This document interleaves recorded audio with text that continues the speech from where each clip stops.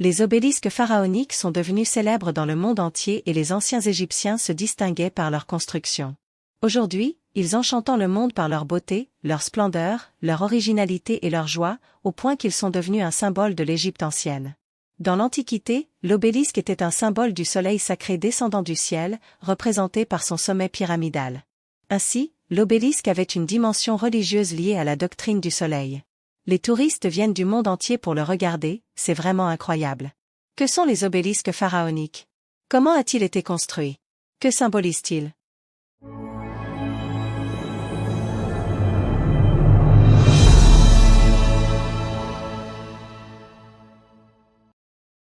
L'histoire de la création des obélisques égyptiens remonte à il y a environ 5000 ans, lorsque des temples étaient érigés et des obélisques étaient construits devant eux. Sur les faces des 4 obélisques était écrit le nom du roi et la raison qui l'avait poussé à construire. Cet obélisque contient également un historique de ses réalisations les plus importantes et des caractéristiques de la vie au moment de sa construction. Aswan était la ville d'où provient l'énorme pierre de granit à partir de laquelle est fabriqué l'obélisque. Des obélisques pharaoniques ont été trouvés dans des villes comme Héliopolis, Fayoum, Cham et Thani dans le delta, ainsi que dans les temples de Luxor et Karnak en Haute-Égypte. Les pharaons avaient l'habitude de couper les roches en un seul morceau provenant des carrières de granit d'Aswan, puis de les transporter jusqu'à l'endroit où l'obélisque était construit. Quant aux obélisques égyptiens les plus anciens, ils se trouvent dans le quartier Cham au Caire, où l'obélisque remonte à l'époque du roi Senusret Ier de l'Empire du Milieu, dont les pierres étaient taillées à Aswan comme d'habitude, et il pèse environ 121 tonnes. Dans cette région, à Cham, j'ai trouvé la plus ancienne université de l'histoire, qui est l'université d'On, où ont étudié le prophète Joseph, Aristote et Platon. 1. Les obélisques de Londres et de New York, Thoutmôsis III. Le roi Thoutmôsis III les érigea il y a plus de 3500 ans, devant les temples du soleil, puis l'empereur Auguste les déplaça au temple de César la 10e année avant J.C. Les 2 obélisques étaient connus à tort sous le nom d'obélisque Cléopâtre, et peut-être la raison en était-elle parce que Cléopâtre fut la première à construire le temple de César, puis après sa mort, Auguste déplaça les 2 obélisques et ils lui furent attribués. L'un des obélisques a été transporté à Londres et l'autre à New York. La hauteur de l'obélisque de Londres est de 20,78 mètres et son poids est d'environ 187 tonnes. Muhammad Ali Pacha l'a offert à la Grande-Bretagne en 1831. L'obélisque de Londres est entouré d'une histoire légendaire sur la malédiction des pharaons. Après sa consécration, il est resté couché sur le sol en raison de la difficulté de le transporter jusqu'en 1877. Il a été transporté à bord d'un navire remorqué par un bateau à vapeur. En chemin, il est entré en collision avec un autre bateau à vapeur, ce qui a entraîné la perte d'un certain nombre de ses hommes. Puis il est tombé à Londres sur les ouvriers. Il travaillait à son installation et il a survécu d'une manière ou d'une autre. Obelisks de Paris Ramsès II. Il s'agit de 4 obélisques. L'obélisque le plus important remonte au roi Ramsès II, qui l'a construit devant le temple de Luxor. Les Français l'ont transporté en France en 1833, et l'ingénieur français Lebas l'a érigé au milieu de la place de la Concorde à Paris lors d'une célébration bruyante en octobre 1836.